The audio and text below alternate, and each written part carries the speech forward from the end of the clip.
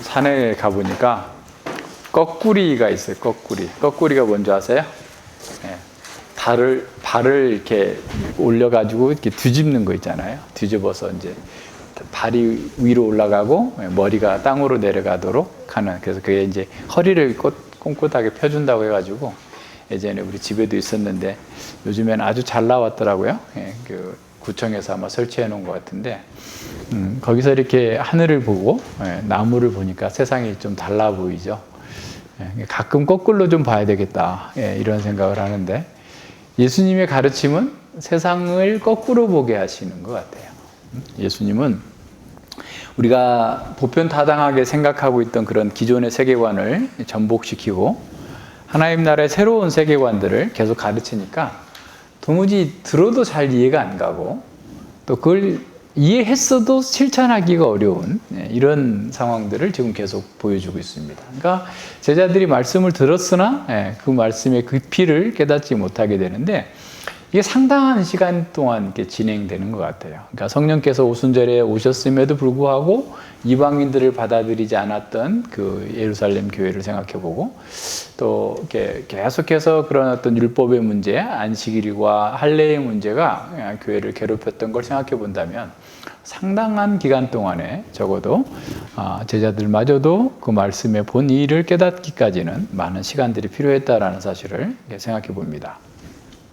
세상은 강하고 또 자주적인 사람들이 성공한다고 가르칩니다. 그런데 예수님은 자기를 부인하면서 하나님을 신뢰하는 사람만이 진정한 성공을 한다라고 가르치고 있죠.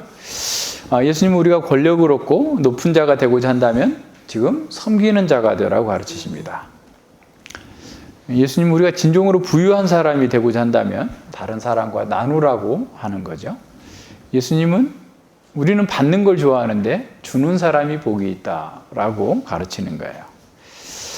그러니까 예수님께서는 영광의 왕이셨음에도 불구하고 가장 낮은 자로서 이 땅에 오셨고 많은 사람들을 부유케 하시려고 스스로 가난하게 되셨어요. 그러니까 예수님은 가르쳤을 뿐만 아니라 실제로 그와 같은 삶을 사셨던 것이죠. 자, 그렇기 때문에 예수님의 가르침을 누가 따를 수 있을까? 그러니까 이게 세상을 뒤집어 놓고 보는데 이걸 따라가는 사람이 누가 있을까? 아무도 없을 것 같은데, 하지만 하나님 나라의 세계관을 받아들인 사람들이 있어요. 심령이 가난한 자, 자기가 죄인이라는 사실을 깨닫는 지극히 작은 자들이 하나님 나라에 먼저 참여하게 됩니다. 세상에서 미련한 자들, 약한 자들, 또 장애인들이 오히려 예수님의 가르침에 환영하고 하나님 나라에 참여하고 그 복을 누리게 되는 거죠. 세상에 지혜 있다고 하는 사람들, 강한 사람들은 오히려 말이 안 되는 그런 세계관을 누가 따라가겠는가 하면서 거부하고 하나님 나라 밖에 버려지게 됩니다. 그래서 예수님은 세상의 천한 자들과 멸시받는 자들, 없는 자들을 택하셔서 정말 하나님 나라의 복을 누리게 하시고, 그래서 내가 잘나서 하나님 나라에 들어왔다, 이와 같은 방식의 자랑을 전혀 하지 못하도록 막으셨어요. 그래서 하나님 나라의 이 가르침을 받아들일 수 있는 사람은 자신이 죄인이라는 사실을 깨닫는 사람뿐입니다. 그래서 자기가 구원이 필요하다라는 사실을 인정하고 그 복음을 믿는 사람만이 하나님 나라에 참여할 수 있어요. 그러니까 그 하나님 나라에 참여한 사람의 특징이 뭐냐면 여러 가지가 있겠지만, 일단 기도가 입이 열려요. 입이 열리는데, 그러니까 눈이 열려서 영원한 세상을 보게 되고, 귀가 열려서 하나님의 말씀을 듣게 되고, 입이 열려서 하나님을 찬양하고 하나님께 기도할 수 있는 그런 사람이 되는 거죠. 그래서 기도는 하늘의 언어이고 하나님과의 교제이고 대화입니다. 오늘 우리 시대는 기도를 이렇게 신뢰하지 않는 시대에 살고 있어요. 아예 기도마저도 그냥 다른 방식으로 그 언어를 다르게 해석하고 있는 이런 상황인 거죠. 믿음을 가졌다고 하는 우리들마저도 기도하는 것이 쉽지 않습니다. 자신의 약함을 인정하고 그리고 하나님의 도움을 철저하게 의뢰하는 사람만이 기도할 수가 있는 거예요. 어느 여성도가 암에 걸렸다고 합니다. 그리고 남편도 또 무슨 이렇게 심각한 질병에 걸렸어요. 그래서 남편에게 우리 매일 저녁에 잠자리에 들기 전에 1시간씩 간절하게 하나님께 기도하자. 라고 이렇게 하니까 남편이 별로 그 시큰둥하게 여기니까 이런 얘기를 하더라는 겁니다. 당신이 지금 죽을 병이 걸려 있는데 이 약을 먹으면 살 수 있습니다. 이 약은 매일 저녁 자기 전 1시간에 먹어야 되고, 만약에 이 약을 하루라도 빠뜨리면 그날 안에 당신 죽을 수 있습니다. 이런 경고를 붙여서 한 달치 약을 줬다면 그 약 빼먹을 수 있을까요? 준호 어떻게 생각해요? 네? 이 약을 빼먹으면 5시간 안에 죽을 겁니다.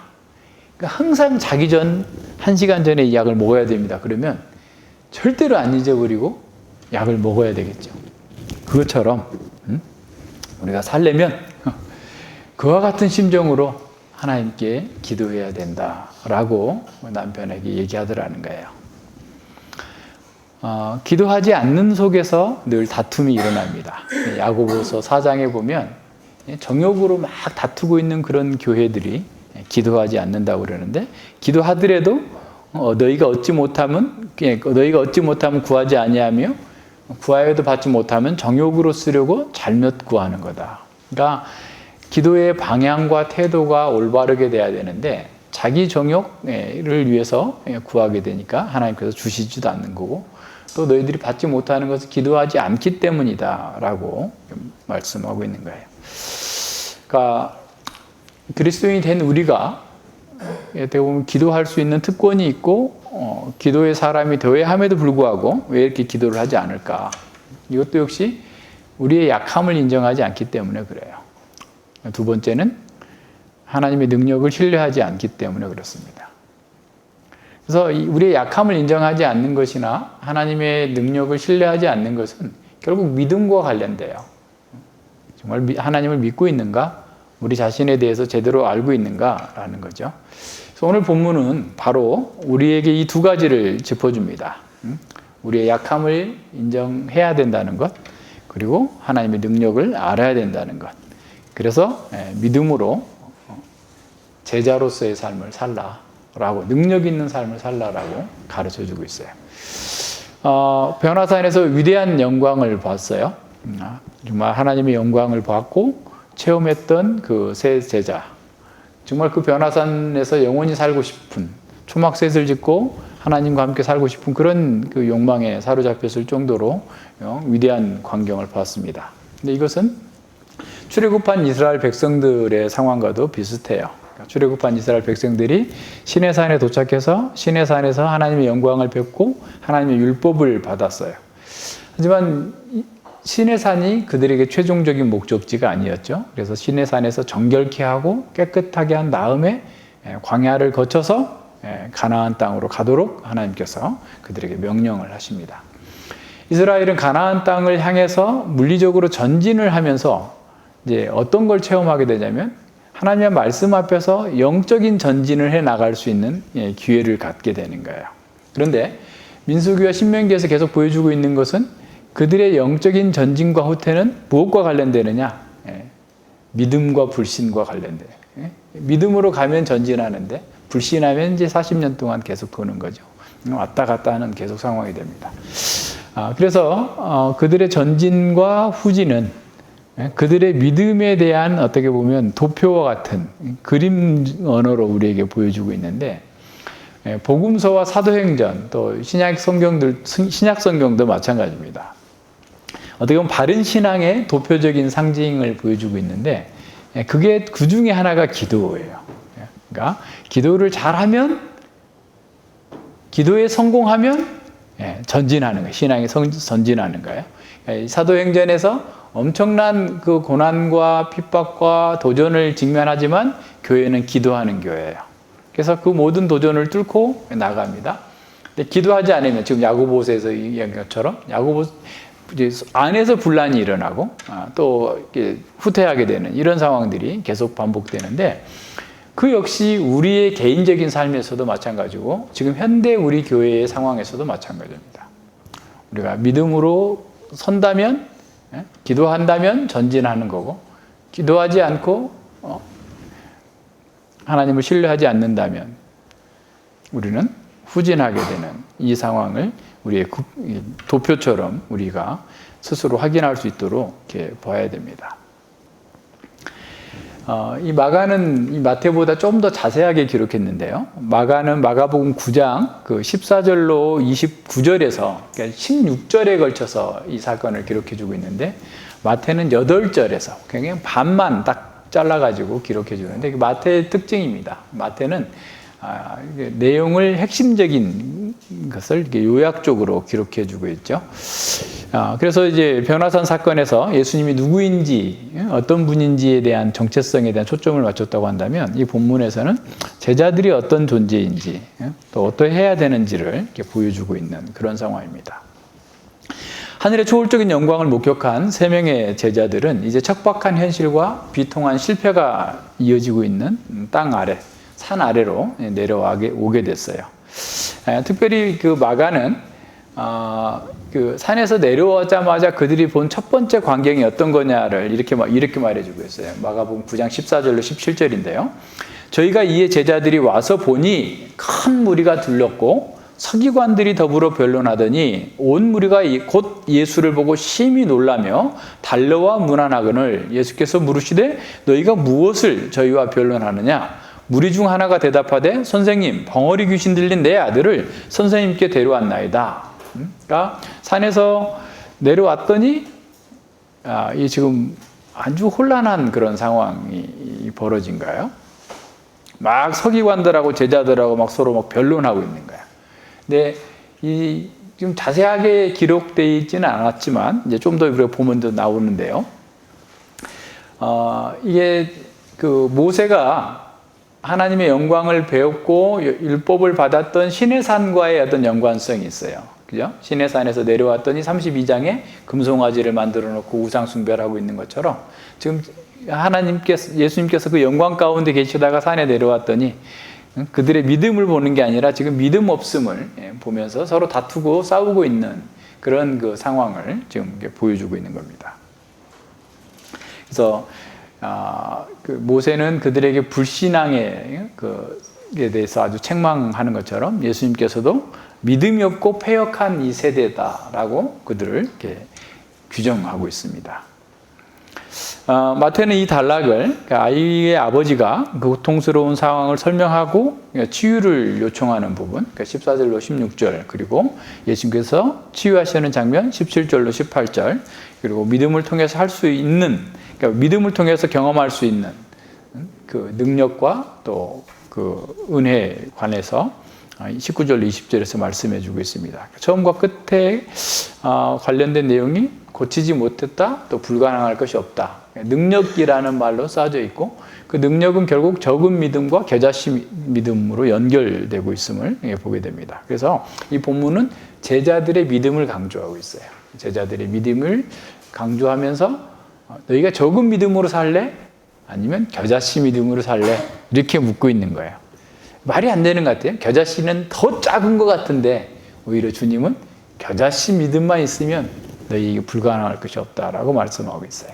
그래서 이러한 어떻게 보면 이렇게 언어 유희 속에서 담겨 있는 그 의미가 어떤 것인지 본문에서 찾아보도록 하겠습니다. 14절로 16절에 보면 저희가 무리에게 이름에 한 사람이 예수께 와서 꿇어 엎드려 가로되 주여 내 아들을 불쌍히 여기소서 저가 간질로 심히 고생하며 자주 불에도 넘어지며 물에도 넘어지는지라 내가 주의 제자들에게 데려왔으나 능히 고치지 못하더이다. 그러니까 예수님과 3명의 제자들, 수제자들, 베드로, 요한, 야고보가 없는 사이에 그들이 산에 가 있는 동안에 한 사람이 예수님께 와서 이렇게 제자들에게 아이를 좀 고쳐달라라고 이렇게 했는데 못 고쳤던 거죠. 그래서 이제 예수님께 와서 꿇어 엎드려서 그 상황을 설명하고 있습니다.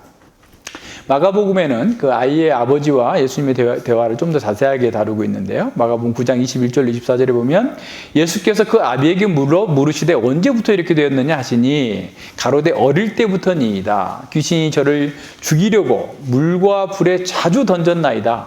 그러나 무엇을 하실 수 있거든 우리를 불쌍히 여기사 도와주소서. 예수께서 이르시되 할 수 있거든이 무슨 말이냐? 믿는 자에게 능치 못할 일이 없느니라 하시니 곧 그 아이의 아비가 소리질러 가로되 내가 믿나이다 나의 믿음 없는 것을 도와주소서라고 하고 있는 그 내용들을 좀 더 자세하게 보여주고 있죠. 그러니까 이 불쌍한 아이의 아버지는 예수님의 소문을 듣고 물어서 지금 예수님 계신 곳까지 찾아왔을 거예요. 그때 마침 예수님은 세 제자를 데리고 변화산으로 기도하러 가셨고 9명의 제자들과 또 동행한 나머지 그런 제자들이 그룹과 함께 있었겠죠.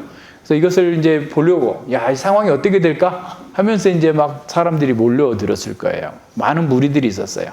그래서 그 불쌍한 아이의 아버지가 그 제자들에게 그 귀신을 좀 쫓아달라라고 부탁했는데 제자들은 그걸 고치지 못했다라는 거예요. 근데 제자들은 이미 예수님께로부터 귀신을 쫓아내고 병을 치유할 수 있는 권세를 받았어요. 그리고 실제로 전도 여행 중에 그러한 수많은 성공 사례들이 있었고 경험을 했던 사람들입니다. 그러면서 복음을 전했던 사람들이에요. 그런데 지금 왜 이 불쌍한 아이를 고칠 수 없었는가? 자, 마침 또 그 광경을 지켜보고 있던 바리새인들. 어쨌든 바리새인들은 예수님께 배우기보다 예수님의 문제점을 찾고 또 제자들의 문제를 찾아서 고발하고자 참소하고자 지금 이렇게 와 있는데 제자들이 고치는 것을 못 고치는 것을 보면서 제자들을 비난하는 거지. 야, 니네 선생이 거짓 선생이지. 바알세부를 힘입어서 귀신을 쫓아내는 사람이지. 하면서 제자들과 지금 언쟁을 하고 있는 그런 상황이에요. 그러니까 너희들은 이스라엘의 신앙을 무너뜨리면서 우리를 망하게 하는 악한 자들이다라고 하면서 아마 참소했을 거예요. 그러면서 무리들에게는 이런 사람을 따르면 안 된다. 정통 신앙을 따라가야지. 어디서 온지도 모르는 나사렛 이단 괴수를 쫓아가서 너희들이 지금 무슨 일이 벌어질 줄 알겠느냐라고 하면서 좀 비난하니까 계속해서 제자들은 이제 그렇지 않다라고 하면서 지금 논쟁 벌어지고 있는 그런 상황인 거예요. 그런데 이렇게 큰 무리들 앞에서 지금 바리새인들의 논리와 주장이 맞는 것처럼 보일 정도로 제자들은 처참하게 실패하고 있는 중입니다. 불쌍한 아이는 조금도 나아지지 않았어요. 그래서 그의 아버지는 예수님이 오셨을 때 정말 할 수 있거든 뭐라도 좀 해주십시오. 치료는 안 될지라도 조금 증상이라도 개선되게 해주셨으면 좋겠습니다. 라고 하면서 지금 예수님께 와서 부탁하고 있는 이런 상황인 거죠. 이런 아버지의 말에 예수님께서는 할 수 있거든이 무슨 말이냐. 믿는 자에게 능치 못할 일이 없다라고 선언하시면서 그를 고쳐주시죠. 그러니까 예수님께서 앞서 변화산에서 멈추지 않고 고난받으러 예루살렘으로 가셔야 된다라고 하셨을 때 고난받으러 예루살렘에 가시는 것은 그가 힘이 없어서 능력이 없어서 그러신 게 아니다라는 사실을 또한 여기서 볼 수 있습니다. 예수님께서는 하나님을 떠나버린 사람들의 이런 비참한 상황, 귀신 들려서 물에도 넘어지고 불에도 넘어지고 죽을지도 살지도 모르면서 그냥 앞뒤 분간하지 않고 전진하고 있는 그런 사람들의 문제를 해결해 주기 위해서 지금 이 땅에 메시아로서 오셨다. 그들을 구원하기 위해서 갈보리의 삶, 십자가의 길을 가고 있다라는 사실을 보여주고 있는 겁니다. 여기서 믿는 자에게 능치 못할 것이 없다라고 말씀하시는 것은 믿으면 다 할 수 있다. 믿음이 다 한다라는 게 아니라 믿는 사람에게 하나님께서 예수님께서 은혜를 베푸시겠다라고 하는 그런 말씀이에요. 자, 그래서 이런 말씀을 들은 그 아이의 아버지는 내가 믿나이다 나의 믿음 없음을 불쌍히 여기소서라고 탄식하면서 부르짖습니다. 아마 예수님의 옷자락을 잡았을 수도 있을 거예요. 아이의 아버지는 주님의 말씀을 듣고 자신이 믿음 없음을 발견하면서 그것을 인정하고 가까이 가서 다시 도움을 청합니다. 그러니까 우리가 알지 못하던 말씀을 들었을 때 우리의 실상이 드러났을 때 그것을 인정해야 됩니다. 그리고 하나님께 기도하고 부르짖고 나아가야 돼요. 시편 81편 5절에서 내가 알지 못하던 말씀을 들었나니 라고 하는 그 시인처럼 알지 못하던 말씀을 듣고 나서 그는 하나님을 더욱더 신뢰하고 하나님께 구원을 요청하고 있는 그런 상황입니다. 지금 딱 이 아버지의 모습과 동일한 거죠. 자신의 믿음이 없음을 깨닫고 불쌍히 여겨달라라고 기도하는 그 아버지의 마음속에 이미 은혜가 역사하고 있음을 보게 됩니다. 자기의 믿음 없음을 고백하는 그 자체가 은혜를 받기 위한 통로인 거예요. 근데 은혜가 없는 사람들은 정말 알지 못하던 소리, 자신의 실상을 보여주면 그 감사하게 받는 게 아니라 오히려 조롱하고 대적하는 거예요.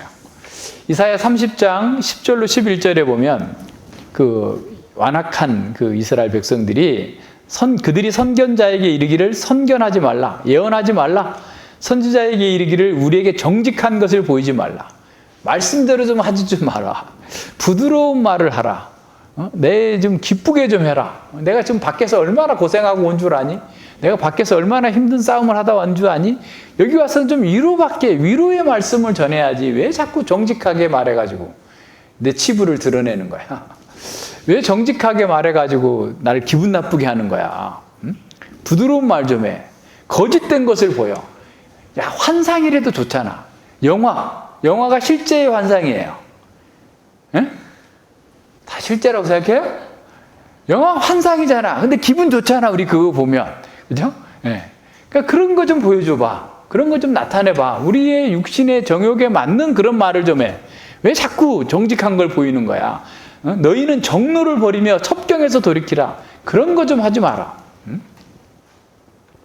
이스라엘의 거룩한 자로 우리 앞에서 치워라. 떠나게 하시라. 이스라엘의 거룩한 자의 이름으로 맨날 우리를 치고 우리를 책망하는 그런 설교 좀 그만하라. 라고 하는 거예요. 어떤 사람들이요? 은혜가 없는 사람들.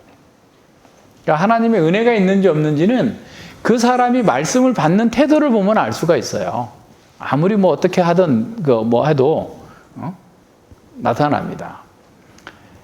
하나님의 말씀을 순수하게 전하는 그 사역자가 오히려 자신을 모욕한다라고 여기고 오히려 장사꾼처럼 자신들의 구미에 맞는 것을 전하는 사람들에게 열광하는 그런 것은 죄로 인해 죽어있는 사람들에게 어디서나 다 나타나는 현상입니다.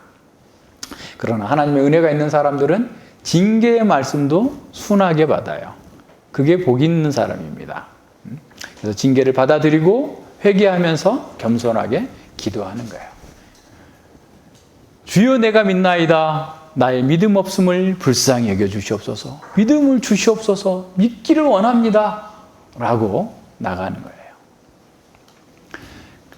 마태복음 15장에서 가나안 여인을 한번 생각해 보세요. 나는 걔들에게 줄 구원 하나도 없다. 선물 하나도 없다. 맞습니다. 저는 개입니다. 그렇다 할지라도 걔도 주인의 상에서 떨어지는 부스러기를 먹사오니 저에게 부스러기라도 좀 주십시오. 라고 나갈 수 있는 사람. 은혜가 있는 사람이에요. 그러니까 이 불쌍한 아이의 아버지는 주님 저의 믿음 없음을 고백합니다. 저는 주님께 도움을 구할 자격도 없고 은혜를 구할 자격도 없지만 주님의 자비하심을 기대하면서 주님의 긍휼을 바라면서 구하오니 저를 불쌍히 여겨 주시옵소서라고 기도하고 있는 겁니다. 만약 하나님께서 우리에게 어떤 자격과 조건을 내거셨다면 아무도 그 조건에 맞는 사람은 없을 겁니다. 자격 없는 우리의 실체를 드러내 보여주실 때 우리는 주여 불쌍히 여기소서라고 하나님께 은혜를 구하는 사람이 되어야 됩니다. 그래서 기도는 겸손의 표지이고 하나님 앞에 설 수 있도록 만들어주는 은혜의 방도입니다. E.M. 바운즈 목사님은 이렇게 말씀합니다. 기도는 단순한 의무의 문제가 아니라 구원의 문제다. 그러니까 그냥 기도하는 것은 그냥 의무의 문제가 아니라 구원 받았는가 안 받았는가를 보여주는 문제라는 거예요. 기도의 사람이 아닌 사람이 구원받은 사람이겠는가? 기도하지 않는 사람이 구원받은 사람이겠는가? 그 말이에요. 구원의 요소 혹은 특성 중 하나가 기도의 습관과 영성과 열정이 아닌가? 그러니까 구원받았다면 당연히 기도할 수밖에 없고 기도의 영성과 기도의 열정이 있는 사람이다라는 거예요. 예수 그리스도와 친분을 맺은 사람이 기도하지 않을 수 있을까? 예수님과 친분을 맺었는데 기도하지 않아. 친구끼리 교제도 않는 그런 친구가 있어요? 교제가 불가능한 친구가 친구입니까? 친구가 아닌 거죠. 예수님과 기도가 안 된다면 지금 예수님과 관계에 심각한 문제가 있는 겁니다. 계속 말씀합니다. 성령을 받았는데 기도의 영을 받지 않을 수 있을까? 거듭난 사람이 기도하지 않을 수 있을까? 성령 충만의 삶과 기도의 삶이 연합되고 일치하지 않을 수 있을까? 기도를 배우지 않는 사람의 마음에 형제가 있을 수 있을까? 기도하지 않는 사람이 형제를 사랑하겠는가? 그 말씀이에요. 그러면서 이엠 바운주 목사님이 이렇게 말합니다. 기도는 인간을 지상에서 들어올려 하늘에 연결시키는 것이다. 기도만큼 하늘에 가까이 가며 하나님께 가까이 가며 하나님을 닮아가며 예수 그리스도와 공감하고 진실한 동역할 수 있는 것은 없다. 그러니까 기도가 어떤 거라고요? 하늘에 가까이 가고 하나님께 가까이 가고 하나님을 닮고 예수 그리스도와 공감하고 예수님과 진실한 동역할 수 있는 것이 기도다라는 거예요. 그러니까 다른 그 무엇을 아무것도 할 수 없다 할지라도 기도하는 사람은 예수님과 동역하는 사람이에요. 그래서 기도는 믿음의 상태를 진단하는 바로미터와 같습니다. 믿음이 없다고 느낀다면 믿음을 달라고 기도해야 돼요. 주님, 저의 믿음 없음을 고백합니다. 주님께 믿음을 달라고 구할 자격도 없음을 고백합니다. 그러나 주님의 자비와 주님의 궁유를 믿고 의지하면서 구하오니 저를 불쌍히 여겨 주시옵소서. 아버지와 같은 기도를 할 수 있는 사람, 그 사람이 은혜가 있는 사람이에요. 17절과 18절에 보면 그런 은혜를 구하는 사람에게 예수님께서 은혜 주십니다. 예수께서 대답하여 가라사대 믿음이 없고 패역한 세대여 내가 얼마나 너희와 함께 있으며 얼마나 너희를 참으리요 그를 이리로 데려오라 하시고 이에 예수께서 꾸짖으시니 귀신이 나가고 아이가 그때로부터 나으니라 그랬어요. 예수님은 제자들의 실패와 그 실패를 잘못 해석해서 조롱하고 있는 그런 바리새인들과 군중들을 향해서 믿음이 없고 패역한 세대다라고 선언하고 있습니다. 믿음이 없고 패역한 세대는 도래한 하나님 나라의 복음을 받아들이지 않는 거죠. 하나님 나라의 가르침과 기적 사건들을 계속해서 보여주고 나타내 주셨음에도 불구하고 그 사람들은 그것을 거부할 명분을 찾아요. 자신에게 가장 선한 것이고 자신을 가장 복되게 만들어주는 이 복음을 거부할 명분을 찾는 겁니다. 참으로 아이러니한 거죠. 마치 하나님의 약속을 믿으면 구원해 주시겠다라고 다 하셨는데도 불구하고 아하스 왕은 내가 하나님을 어떻게 시험합니까? 야, 하나님께 표적을 구해봐. 그러면 내가 널 어떻게 분명히 구원해 줄 거니까 아람과 북이스라엘이 연합군을 형성해 가지고 치러 온다 할지라도 걱정하지 마라. 내가 너를 지켜줄 테니까. 정 못 믿겠으면 표를 구해. 표적을 내가 보여줄게. 그랬더니 아하스가 내가 어떻게 하나님을 시험하겠어요. 그러면서 기도도 안 하고 표적도 안 구해요. 왜 그랬어요? 다 뒷공문이로 아수르하고 지금 짝짝꿍 해놨어요. 아수르에다가 뇌물 엄청 갖다 바쳐가지고 저놈들이 우리를 치러 오니까 배후에서 우리를 쳐가지고 우리 좀 구원해 주세요. 아하스가 그런 거예요. 하나님께서 표적을 구하라. 내가 너를 구원해 주리라. 라고 말씀했는데도 경건한 언어를 사용해가지고 나 하나님 시험하지 않을 거예요. 하면서 뒷공문이를 빼고 있는 사람이에요. 패역한 세대입니다. 하나님의 말씀을 전하는 사역자가 자신에게 가장 선한 것을 주고자 하는 건데 그걸 거부하는 거예요. 그들이 믿었어가지고 잘못됐어요? 그들이 믿어서 망했어요? 여러분 카카오뱅크 아세요? 여러분 저한테 잘 보이면 카카오뱅크로 용돈이 갈 수도 있는 카카오뱅크에 다른 사람 통장을 몰라도 은혜한테 내가 딱 눌러가지고 카카오뱅크에 10만 원 딱 보내면 은혜가 그걸 딱 받아서 은혜 통장이 있다면 거기다가 입력만 하면 그 통장으로 돈이 들어와요. 지금 하나님의 말씀과 하나님의 복음의 은혜는 우리한테 지금 딱 돈처럼 주어졌어 이렇게. 그래서 내가 눌러야지 내게 돼. 24시간 안에 내가 안 받으면 다시 돌아가요. 그러니까 그거 딱 받으면 빨리 받으셔야 돼. 그죠? 그러니까 근데 마치 하나님께서 지금 우리에게 복음에 속한 모든 복을 지금 딱 주셨어. 주셨으면 어떻게 해야 돼요? 내 계좌번호를 누르는 것처럼 믿음으로 그걸 받아들여야 되는데, 그리고 그 나에게 좋은 거잖아. 근데 이게 보이스피싱 아닐까? 내 거 있는 거 다 날아갈 거 아닐까? 하면서 믿지 못해서 안 받는 거야, 안 받는 거야. 마치 그거예요. 믿음이 없고 패역한 세대. 하나님께서 주시겠다, 영광을 보여주시고 그동안에 계속해서 가르쳐 주신 것을 통해서 받아들이면 자기의 영광과 자기의 복을 누릴 수 있도록 해주셨는데도 불구하고 안 받아들이는 거예요. 그래서 예수님께서는 탄식하는 거예요. 내가 얼마나 너희와 함께 더 있어야 돼? 그걸 깨닫겠냐? 아직도 모르겠느냐? 얼마나 너희를 참아줘야 되겠느냐? 응? 예수님의 속 답답함을 느끼겠어요? 카카오뱅크로 보냈는데 안 받아서 또 다시 돌아왔어. 내가 다시 보냈으니까 이번엔 받아! 얼마나 또 보내? 이렇게 될 수가 있잖아요. 하나님께서 지금 우리에게 하시는 말씀이에요. 얼마나 더. 응? 말씀대로 믿으면 되는데 왜 안 믿고 계속 자기 방식대로, 자기 뜻대로 그냥 하겠다고 그렇게 나서느냐 말이에요. 그건 잘못된 거다라고 말씀하시는 겁니다.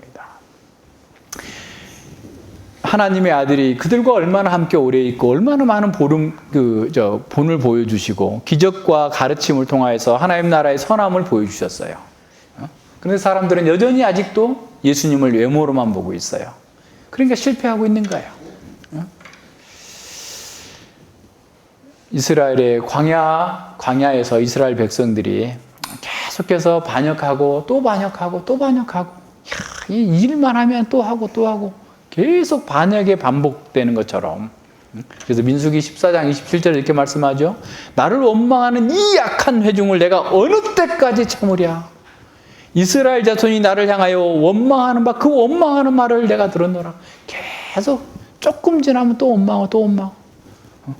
아니, 그 정도로 봤으면, 처음 했으면 이제는 좀 될 것 같은데 왜 이렇게 안 되나?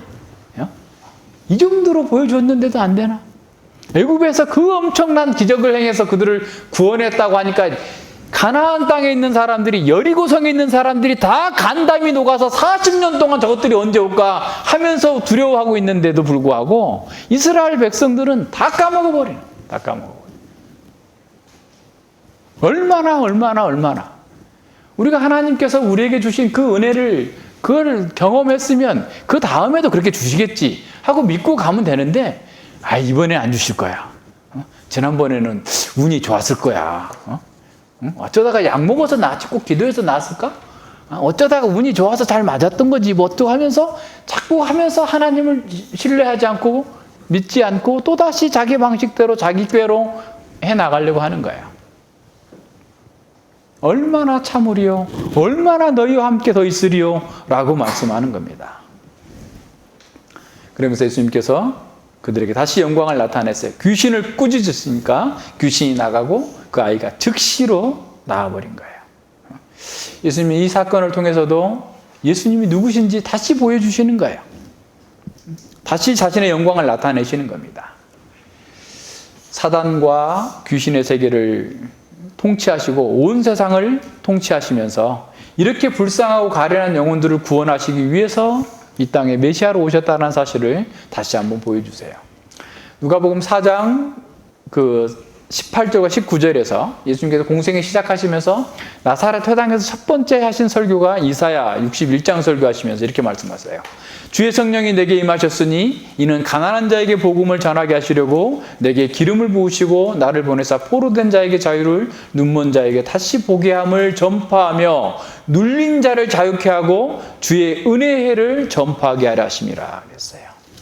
예수님은 죄의, 사단의, 귀신에게 붙잡혀가지고 불에도 넘어지고 물에도 넘어지고 계속해서 죽는 줄 모르고 뛰어다니고 있는 이 사람들을 구원하셔서 해방하시려고 이 땅에 오신 거예요. 메시아로 오신 겁니다. 그래서 이 기적은 하나님 나라의 기적이에요. 히브리서 기자는 예수님의 이 사역을, 이 죽기 사역을, 그 전체 사역을 이렇게 요약합니다. 히브리서 2장 14절로 15절입니다. 자녀들은 혈육에 속하였음에 그도 또한 한 모양으로 혈육에 함께 속하심은, 그러니까 예수님께서 우리를 구원하실 분이, 하나님께서 우리를 구원하시는 게 우리 혈육에 속했기 때문에, 우리 몸을 가졌기 때문에 하나님께서 그 아들을 보내셔서 혈육으로 보내셔서 속하심은 사망으로 말미암아 사망의 세력 잡은 자 곧 마귀를 없이 하시며 또 죽기를 무수함으로 일생에 매여 종로로 타는 모든 자를 놓아주려 하심이라 그랬어요. 히브리서 기자는 예수님의 사역을, 이 땅에 오신 목적을 두 개의 동사를 사용해 설명합니다. 첫 번째는 멸하는 거예요. 사단을 멸하는 거예요. 죄를 멸하는 겁니다. 인간을 괴롭히는 그 모든 세력들을 멸하는 것에 초점이 맞춰졌어요. 인류를 노예 삼고 죄와 사망 가운데 가두고 온갖 악을 행하면서 지옥으로 끌고 들어가는 이 사탄을 멸하러 오셨다라는 거예요. 두 번째는 놓아주러 오셨다. 해방해 주러 오셨다라는 거예요. 일평생 죽기를 무서워하면서 사단에 매여서 죄의 종으로 살고 있는 이 사람을 자유케 하고 안식을 주시려고 이 땅에 오셨다라는 겁니다. 아이의 아버지는 그 아이가 어릴 때부터 귀신이 저를 죽이려고 물과 불에 자주 던졌나이다. 물과 불에 자주 던졌나이다. 그러면서 구원을 요청하고 있는 거예요. 그래서 예수님께서 그 벙어리 귀신, 더러운 귀신을 꾸짖어 가라사대, 마가복음의 표현입니다. 벙어리 되고 귀먹은 귀신아, 내가 내게 명하노니 그 아이에게서 나오고 다시 들어가지 말라. 그러니까 보통 간질병이 아니에요. 귀신이 들려가지고 벙어리도 되고 귀도 먹고 그냥 누구도 통제할 수 없는 이런 상태에 빠진 그 아이를 고쳐주신 겁니다. 사탄과 귀신의 세력을 멸하고 그 백성들에게 완전한 해방을 주시고 자유를 주시고 안식을 주시는 것, 그분이 바로 우리를 구원하신 예수님이시다, 메시아이시다라는 사실을 보여줍니다. 그러니까 이 세상의 사람들은 다 사실은 겉으로 드러날 때는 멀쩡해도 다 이와 같은 귀신 들린 자들이에요. 우리 에베소서 2장 1절로 3절에서 보았던 것처럼 공중 권세 잡은 자를 따라서 정욕을 따르고 이 세상 풍속을 쫓아서 사는 그 모든 사람들이 물에도 넘어지고 불에도 넘어지고 이 세상에 어느 누구도 처음부터 죽을 때까지 그냥 일평생 행복하게 산 사람 아무도 없어요. 영국의 왕실, 어마어마한 재산, 어마어마하게 그냥 귀족으로 살지만 거기서도 맨날 이혼하고 죽고 싸우고 몰라서 그렇지 우리가 느끼지 못하는 고통이 더 많아요. 다 불에도 넘어지고 물에도 넘어지는 사람들이에요. 흉악한 귀신이 들려있는 사람들입니다. 예수님께 나오면, 예수님께 구하면 복음의 능력 안에서 그들이 살고 진정한 자유와 해방을 누리는 거예요. 돈이 있어서 자유롭지 않아요? 돈이 그들의 자유를 막아요. 권력이 자유롭지 못해요? 가끔 프랑스는 대통령이 집에서 출퇴근한다. 야, 누가 가만히 놔두나? 이렇게 할 정도잖아요. 그죠? 예. 우리 같으면 그게 되겠어요? 예. 안 되죠.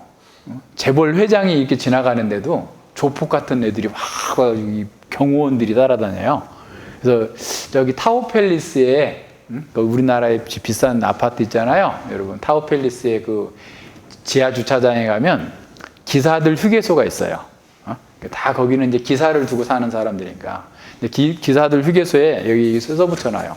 기사 구함, 태권도 유단자, 대학 졸업 이상. 응? 그러니까 자기를 운전해주는 사람은 적어도 태권도 유단자가 돼서 경호원 노릇까지 같이 해줘야 된다는 거예요. 응? 돈이 많으니까 자유롭지 못하잖아요. 우리는 그냥 다녀도 되잖아요. 근데 그 사람은 왜 돈이 많아서 왜 그냥 못 다녀요? 꼭 태권도 유단자가 운전을 해줘야 돼요? 응? 체육대학 나온 사람이 막 이렇게 해줘야 돼요? 그죠? 자유롭지 못한 거 아니에요, 여러분? 그죠? 그러니까 다 지금 종되어 있는 거예요. 죽기를 무서워하여 일평생 죄의 종살이 하고 있는 이런 사람들이에요. 어디서 자유를 얻을 수 있어요? 어디서 진정한 안식과 평화를 누릴 수 있겠어요? 예수님 안에서. 더러운 귀신아 나오라. 예수님의 능력 가운데에서 예수님을 받아들일 때 진정으로 해방과 자유가 있어요. 그런 상황을 우리에게 보여주십니다. 예수님만이 귀신 들고 귀 먹고 눈 멀고 그냥 물불을 가리지 않고 뛰어들고 있는 이 사람들을 구원해낼 수 있다라는 사실을 보여주고 있어요. 자, 제자들이 그 병이 고쳐진 것을 보면서 당황해가지고 예수님께 나와서 묻습니다. 조용히 물어요. 왜 자신들은 귀신을 쫓아낼 수 없었을까요? 라고 묻는 거죠. 근데 예수님께서는 그들의 실패는 믿음이 적은 연고다라고 대답해요. 그러시면서 너희가 믿음이 적어서 못했는데 진실로 너희에게 이르노니 너희가 만일 믿음이 한 겨자씨만큼만 있으면 이 산을 명하여 저기로 옮기라 하여도 옮겨질 것이요 또 너희가 못할 것이 없으리라 라고 말씀하세요. 적은 믿음보다 더 적은 게 겨자씨 믿음인데 어떻게 해서 적은 믿음은 안 됐고 겨자씨 믿음은 된다라고 말씀하실까? 그래서 그렇다면 이 적은 믿음과 겨자씨 믿음은 믿음의 양을 얘기하는 게 아니라 믿음의 질을 얘기하고 있다라고 볼 수 있어요. 겨자씨 보셨어요? 겨자씨는 정말 먼지만 해요, 먼지. 먼지만 한데 그런 겨자씨보다 더 작은 믿음인가 그럼? 그러니까 어쨌든 여기서는 믿음의 양을 비교하는 것보다는 믿음의 질을 놓고 이렇게 보는 거예요. 다시 말하면 하나님을 신뢰하고 있는가, 예수님을 신뢰하는 것인가 라는 거예요. 그러니까 이제 앞뒤 문맥으로 살펴보면 제자들은 그동안에 많이 귀신을 쫓아내고 능력을 행하고 치유하는 사역도 했고 복음을 전했어요. 그래서 이런 성공한 일들로 인해서 교만해져 있을 가능성이 큽니다. 이번에도 쉽게 그 아이를 치유할 수 있을 거다라고 생각했고 그래서 귀신을 쫓아내고 이제 우리도 이제 이 정도 이만큼 할 수 있어 라고 얘기하고 싶은 거 있죠. 그러니까 어린 아이들이 부모님이 안 계시는데 집에 어떤 큰 일이 발생했는데 자기들이 그걸 딱 처리했다. 그럼 굉장히 자부심이 느껴지잖아요. 내가 이만큼 했어. 엄마 아빠 없는데도 내가 이렇게 잘했어. 라고 하는 이런 어떤 게 있는 것처럼 예수님 또 자기들이 그 수제자 셋을 또 되게 질투했을 거 아니에요. 이 사람들 아직 성령도 받기 전이니까 누가 크냐 맨날 싸우고 있는 상황인 사람들이니까 예수님이 자기들 빼놓고 3명의 제자들만 데리고 산에 올라갔는데 우리끼리 한번 고쳐보자. 그래서 우리도 이렇게 할 수 있다. 예수님, 쟤네들 셋뿐만 아니라 우리도 이렇게 잘해요. 라고 얘기하고 싶은 마음도 있었을 거라고 보여져요. 그래서 아주 깔끔하게 일처리를 하고서 아주 그냥 의기양양하게 하는 예수님께 좀 말씀을 드리고자 했었던 그런 어떤 분위기가 감지되는 것 같아요. 여호수아 7장에 보면 그 아간의 범죄를 모르고 있었던 이스라엘 백성들이 아이성을 치려갈 때 저 작은 성, 여리고도 우리가 한 번에 다 무너뜨렸는데 저 작은 성에 많이 데려갈 필요 없습니다. 3,000명만 보내주세요. 여호수아님, 우리한테 3,000명만 주면 우리가 당장 가서 그냥 다 물리치고 오겠습니다. 그랬는데 3,000명이 가가지고 36명이나 죽고 패배하고 돌아오죠. 이게 교만함인 거예요. 우리가 최선을 다해서 뭔가를 한다 할지라도 하나님을 의뢰하지 않으면 안 되는 거예요. 사탄에 사로잡힌 사람들을 구출해내기 위해서는 하나님의 능력이 아니고서는 안 되는 거예요. 호랑이는 토끼를 잡는 면에서도 토끼 한 마리를 잡으려도 최선을 다해야 되는 거예요. 마찬가지로 우리가 하나님의 일을 하기 위해서는 가장 먼저 해야 될 일이 기도하는 겁니다. 기도는 그 일의 주도권을 하나님께 맡기는 거고 의뢰하는 거예요. 다윗을 한번 생각해 보세요. 다윗이 언약궤를 다시 예루살렘으로 메어 오려고 다 준비를 했어요. 철저하게 준비했어요. 여론을 다 모았어요. 제사장들, 지도자들, 방백들 또 온 이스라엘 사람들을 다 모으고 성대하게 준비를 했어요. 세수래. 당시에 사람들이 우상을 끌어오는 방식으로 세수레를 또 멋지게 만들었을 거예요. 그러고서 예루살렘으로 가져오는데 소가 뛰니까 웃사가 그걸 만졌다가 죽잖아요. 다윗의 문제는 어떤 거였어요? 다 준비 잘했어요. 그의 동기도 좋았고 열심도 좋았고 모든 사람들이 다 인정받았어요. 그런데 문제는 뭐예요? 기도하지 않았어요. 하나님의 뜻을 묻지 않았어요. 하나님의 방법으로 하지 않았어요.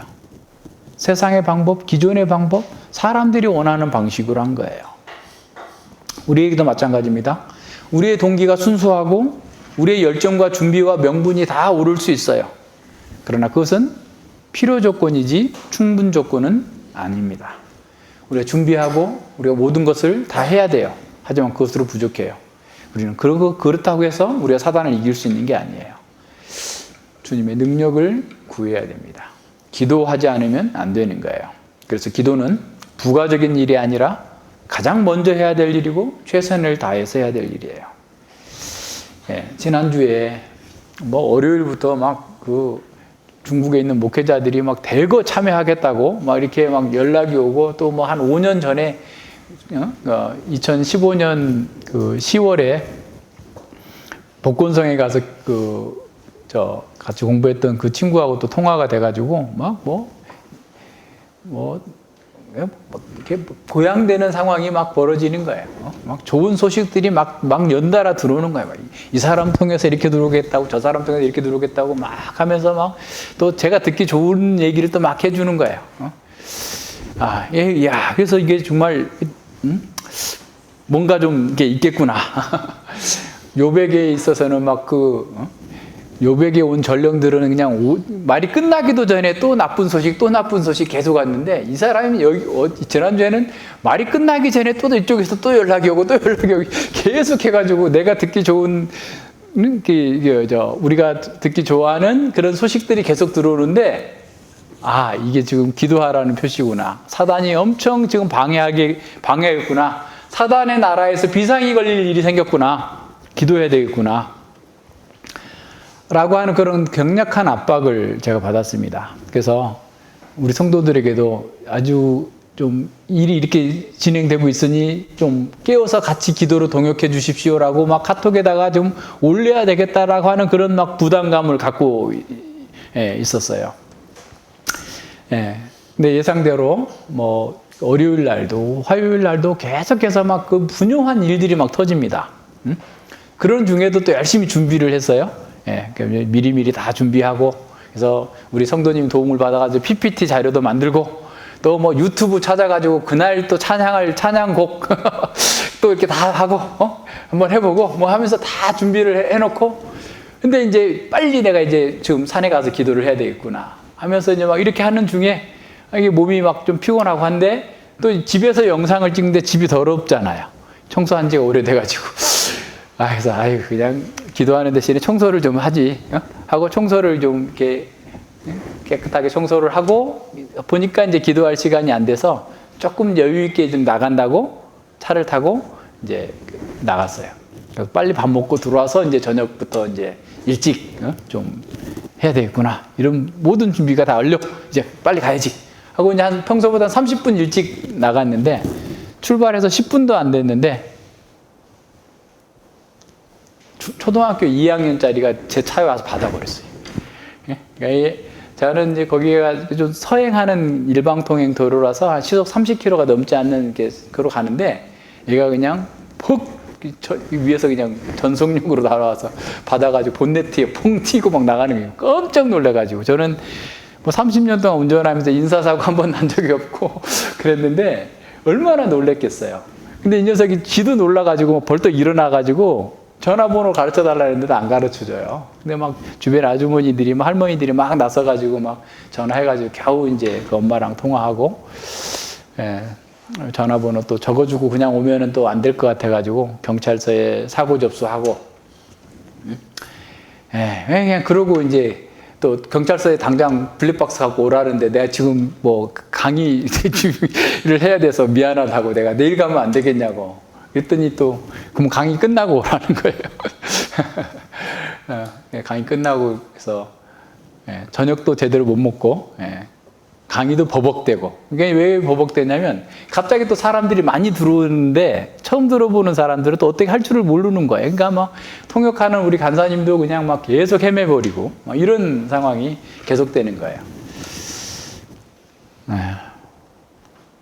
기도해야 된다라는 압박을 굉장히 받고 있으면서도 기도하지 않아서 그래도 하나님께서 보호해 주셔서 만약에 뭐 큰 사고가 났거나 그랬다면 굉장히 어려움을 처했을 텐데 아이도 크게 다치지 않아서 병원도 안 가고 또 블랙박스 영상을 확인한 경찰관이 나의 과실이 그렇게 크지 않다. 그러니까 이제 어떻게 보면 제 차의 수리비도 그 아이가 물어내야 될 상황인 거예요. 근데 그건 또 그렇게 하기는 어렵잖아요. 그래서 그냥 내 차는 내가 수리하고 그 아이의 자전거는 본인이 수리하는 걸로 하자. 해가지고 이제 이렇게 좀 거의 마무리 됐다고 어제 전화가 왔어요. 그러니까 보세요.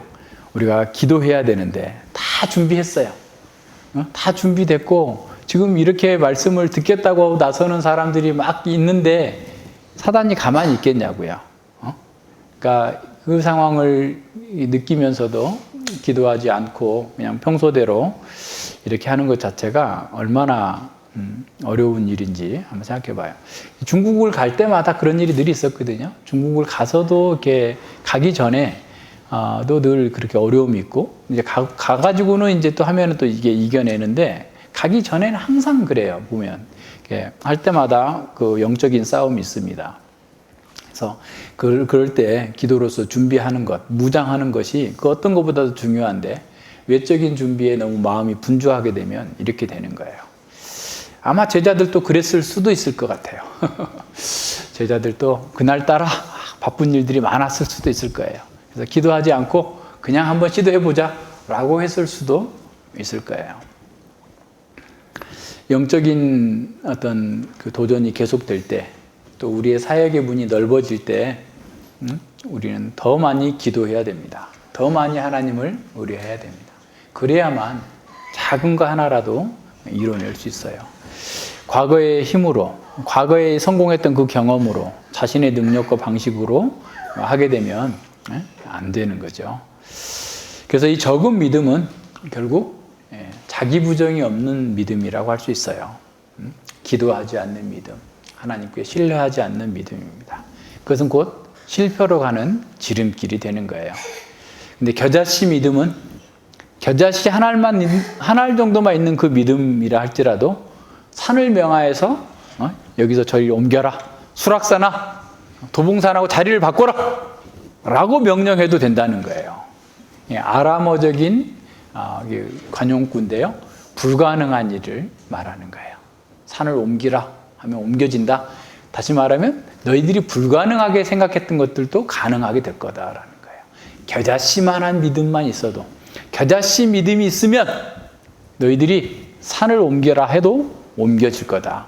불가능한 일도 가능하게 될 거다라고 얘기하는 겁니다. 다시 말하면 예수님과 예수님의 제자들이 예수님의 권능과 능력을 믿고 겨자씨 믿음으로 철저하게 자기 부정하고 신뢰하면서 하나님께 기도한다면 이 세상에서 가장 불가능한 것, 죽음에서 생명으로 옮겨지는 것, 사단의 나라에서 하나님의 나라로 옮겨지는 것이 가능하게 될 거다라는 겁니다. 그 말씀을 우리에게 주시는 거예요.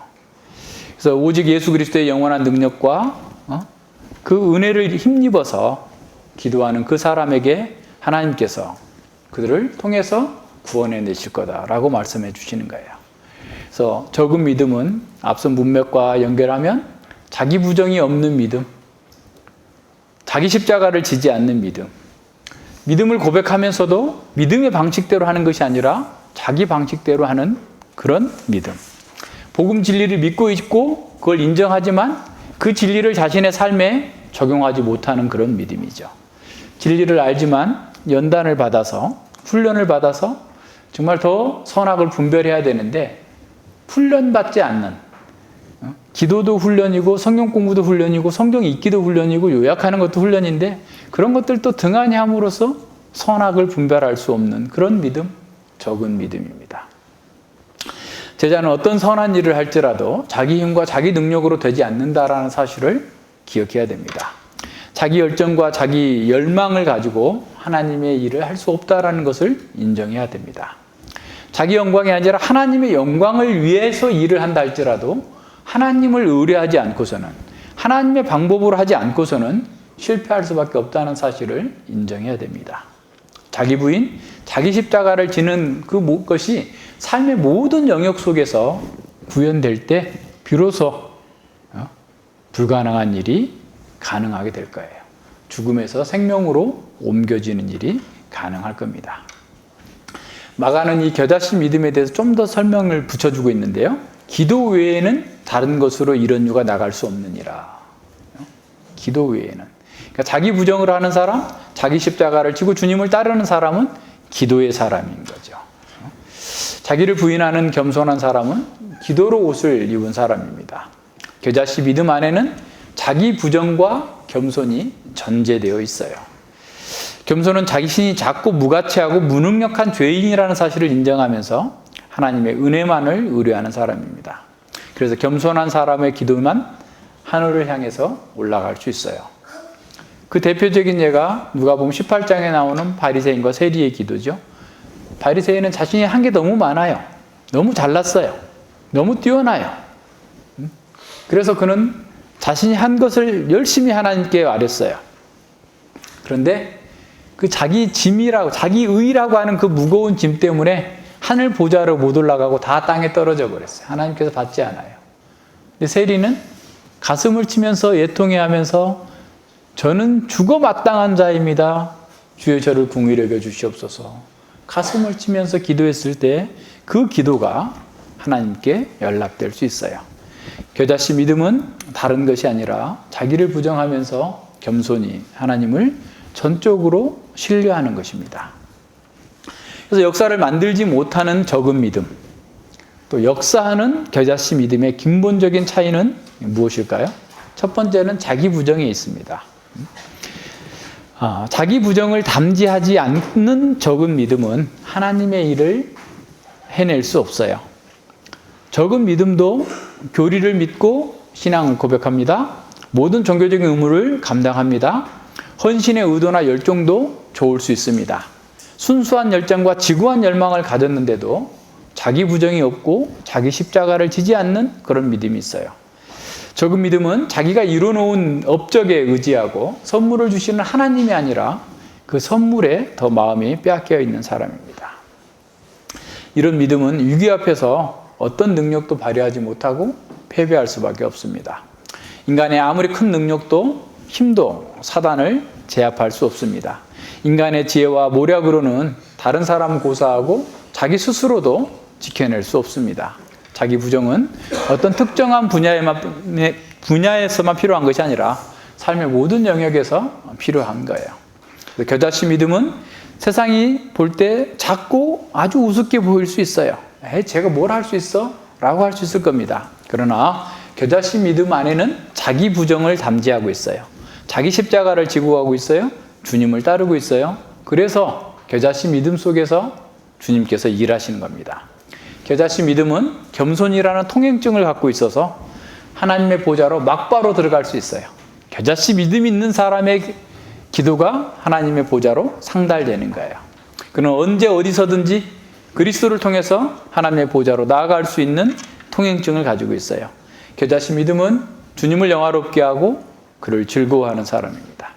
겨자씨 믿음은 현실 너머에 있는 영원 세계를 바라보는 그런 믿음입니다. 겨자씨 믿음은 역사를 주관하시는 여호와의 손을 봅니다. 겨자씨 믿음은 자기와 하나님 나라를 동일시하면서 하나님 나라의 사명을 이루기 위해서 더 많이 수고하는 그런 믿음이에요. 구약의 성도들이 머리에 재를 쓰고 먼지를 뒤집어 쓰고 흙을 뒤집어 쓰고 베옷을 입고 금식하면서 기도하는 모습 속에서, 그런 겸손함 속에서 겨자씨 믿음을 볼 수 있습니다. 아브라함이 하나님의 벗이라고 하는 칭함을 받을 수 있었던 것은 그가 티끌 가운데에서 소돔과 고모라를 위해서 기도했을 때였습니다. 그때부터입니다. 겨자씨 믿음은 사람의 눈에 보이지 않을 만큼 작고 보잘것이 없습니다. 자신도 그 믿음을 자랑하거나 자신이 어떤 믿음의 행위를 드러내지 않습니다. 그러나 겨자씨 믿음은 위기 앞에서 당당합니다. 쫄지 않습니다. 하나님 앞에서 담대하게 자신의 길을 갑니다. 하나님은 그렇게 작은 상태에서 강구하는 그 사람을 자기의 친구라고 부르셨어요. 저는 솔로몬이 언제가 가장 아름다운가 생각해 보면 솔로몬이 어마어마한 궁궐을 짓고 어마어마한 성전을 짓고 아름다운 금은 보화로 상하궁에서 상하보좌에서 세상을 다스릴 때보다 나는 어린아이오니 출입할 줄을 모릅니다 라고 기도할 때가 가장 아름다운 것 같아요. 자기 부정하는 사람이, 겸손한 사람이 아름다운 사람입니다. 그 사람이 겨자씨 믿음이에요. 겨자씨 믿음을 가진 사람입니다. 자기 행위를 자랑하고 자기를 높이 평가할 때 교만이 그 마음을 차지하게 됩니다. 그럴 때 기도는 형식적인 것이 되고 그 마음은 땅에 머물기 때문에 그의 기도는 하늘에 도달하지 못합니다. 아무리 멋진 미사 어구들을 사용한다 할지라도 적은 믿음의 기도는 감나무 꽃 떨어지는 거 보셨어요? 감이 그렇게 꽃이 많이 피해요. 보면, 그러니까 감꽃이 한 30개 중에서 하나만 남아서 이렇게 감이 열리나 봐요. 푹 떨어져 있어요. 뭐 눈 오는 것처럼 떨어져 있어요. 감꽃 아세요, 여러분? 감꽃 몰라요? 감나무 하나 심을까요? 감꽃이 손톱만한 거 있잖아요. 이게 하얗게 푹 떨어져 있어요. 어렸을 때는 집어 먹어보기도 했는데 감꽃 떨어진 거. 네. 적은 믿음은 하나님을 신뢰하지 않기 때문에 땅에 떨어져서 열매를 맺지 못합니다.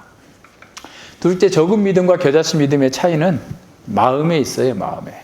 적은 믿음은 마음이 담기지 않는 외형적인 종교 행위에 만족합니다. 그러나 겨자씨 믿음은 아무리 작아 보여도 그 믿음 안에 마음이 담겨 있는 진실한 신앙입니다. 이사야는 외식적인 종교 의식에 몰두하면서 경건의 모양만 꾸미는 자들에 대해서 이렇게 책망합니다.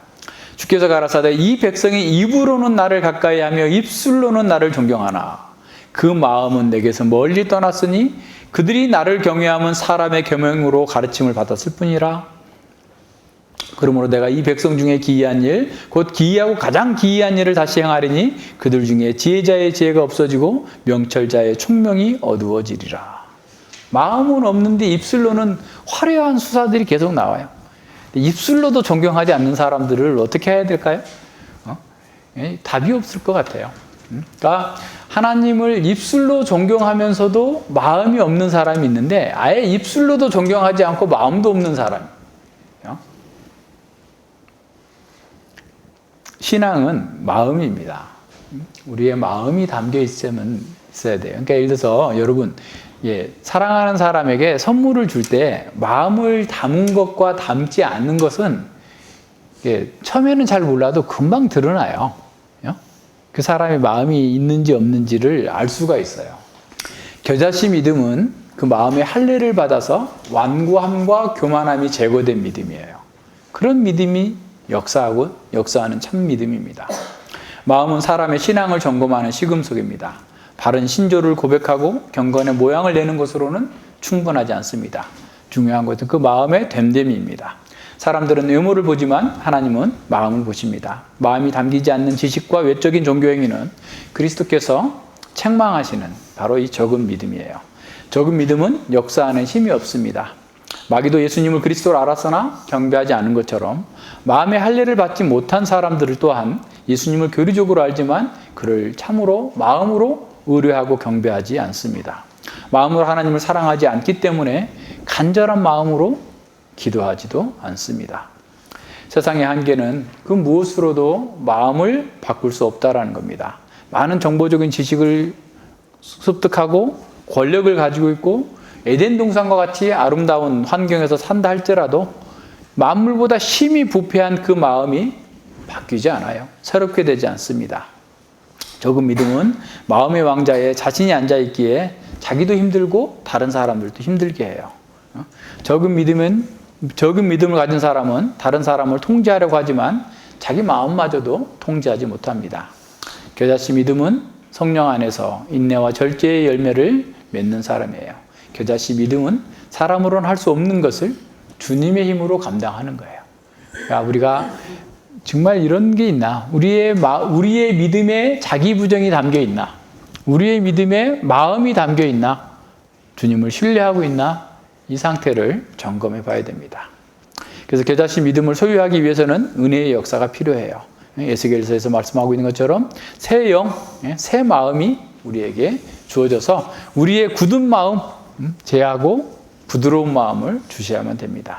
그래서 그 마음 속에서 하나님을 사랑하고 하나님의 율법을 행하는 사람, 그 사람이 겨자씨 믿음을 갖는 거예요. 하나님만이 우리의 마음에서 굳은 마음을 제하고 부드러운 마음을 줄 수 있습니다. 불쌍한 아이의 아비가 큰 소리로 부르짖었던 것도 바로 이것 때문이에요. 내가 믿나이다. 나의 믿음 없는 것을 도와주소서. 자기 안에 여전히 불신과 굳은 마음이 남아있음을 깨닫고 큰 소리로 은혜를 구하는 겁니다. 그렇게 부르짖는 그 아비의 마음 속에 겨자씨 믿음이 주어진 겁니다. 그는 산을 옮기는 기적, 죽음에서 생명으로 옮기는 믿음의 역사를 경험한 겁니다. 마음이 바르지 않은 채 외형적인 형식만 바른 것은 바리새주의와 같아요. 기독교의 경건에 속한 행위들, 세례, 성찬, 예배, 헌금 이 모든 것들은 우리가 하나님 나라에 속했다고 하는 그 증거에 충분하지는 않습니다. 우리가 하고 있는 그 모든 경건에 속한 행동들은 마음의 변화를 표현하는 것이어야 돼요. 그러니까 마음이 담겨져 있어야 되는 거죠. 그러니까 세례와 성찬과 예배와 헌금과 헌신에 모두가 다 마음이 담겨 있어야 돼요. 경건의 모양과 경건의 능력의 차이는 결국 마음의 차이입니다. 작은 믿음과 겨자씨 믿음의 차이도 마음에 시작돼요. 그런데 그걸 평소에는 잘 드러나지 않아요. 그러나 위기 상황에서 명확히 드러납니다. 잠언에서 저는 다리는 다 있지만 그냥 아무 힘을 발휘하지 못하고 있는 것처럼 그런 상태에 있는 거예요. 거의 겉으로는 다 비슷하지만 실제로 힘이 없는 이런 상황이 있는 거죠. 한 청교도 목사님은 악이 없는 마귀는 없다라고 말했습니다. 복음주의적 형식주의만큼 위험한 신앙은 없습니다. 모든 것이 바라요. 교리도 믿어요. 칼빈주의 좋아해요. 개혁주의 좋아해요. 다 해요. 그런데 마음이 비뚤어진 그 사람은 자신이 그 정통신앙에 똑바로 서 있다고 생각하기 때문에 누구의 권면도 듣지 않아요. 자기가 옳다고 생각하는 대로 가는 거예요. 자기가 갑이에요. 내가 원하는 대로 당신이 움직여줘야 돼. 이렇게 나가는 겁니다. 우리의 마음을 점검해야 됩니다. 우리의 믿음과 헌신에 우리의 마음이 담겨져 있는가? 자기 부정이 담겨져 있는가? 겸손이 전제되어 있는가? 우리의 기도와 우리의 열정에 자기 부정이 전제되어 있는가? 하나님은 우리의 마음을 원하시고 우리의 마음을 살피고 계십니다. 마음이 담긴 믿음, 마음이 담긴 헌신, 마음이 담긴 기도에 하나님께서 응답하실 겁니다. 겨자씨 믿음은 자기를 부정하면서 주님을 신뢰하기 때문에 역사하는 힘이 있습니다. 우리 모두가 다 겨자씨 믿음, 자기 부정과 마음이 담긴 그러한 겸손한, 그래서 하나님만을 신뢰하는 그런 믿음으로 산을 옮기는 불가능을 가능케 하는 그런 믿음의 역사를 다 같이 체험하고 하나님께 영광 돌리길 바랍니다. 기도합니다. 하나님 아버지 감사를 드립니다. 주님께서 저희들에게 원하시는 것은 외적인 어떤 화려함이나 종교적인 어떤 열정이나 어떤 특별한 어떤 일을 하는 것이 아니라 우리의 마음에 주님을 왕으로 모시고 늘 자기를 부정하면서 참으로 마음으로 주님을 사랑하고 마음으로 주의 법을 사랑하고 마음으로 주의 뜻을 행하기를 기뻐하는 사람 되기를 원하신다는 사실을 기억합니다. 특별히 그리스도의 제자된 저희들에게 하나님께서 맡기신 이 사명은 참으로 귀신 들려서 귀먹고 벙어리 되고 물불을 가리지 않고 죽음으로 뛰어가고 있는 그 사람들을 고치는, 그래서 죽음에서 생명으로 옮기는 이 일을 하도록 우리에게 맡기셨으나 우리는 아직도 적은 믿음을 가지고 주님의 방식이 아니라 우리의 방식으로, 주님의 뜻대로 하는 것이 아니라 우리의 뜻대로 하고자 기도하지 않고 이런저런 실패를 거듭하는 제자들의 모습을 보이고 있음을 회개합니다. 아버지 하나님, 저희들에게 긍휼을 베풀어 주시고 겸손함과 자기 부정과 우리의 온 마음을 주님을 향하여서 의뢰하고 주님만을 바라보면서 나아갈 수 있는 굳건한 신뢰를 허락하여 주셔서 이 타락하고 부패한 세상 가운데에서 참으로 불쌍하게 죽어가고 있는 그 사람들과 영혼들을 향하여서 하나님 나라의 복음을 증거하고 그들을 구출해내는, 참으로 선을 옮기는 그 믿음을 발휘할 수 있는 그런 기도의 사람들 되게 하여 주시옵소서. 감사드리며 예수님 이름으로 기도드립니다. 아멘.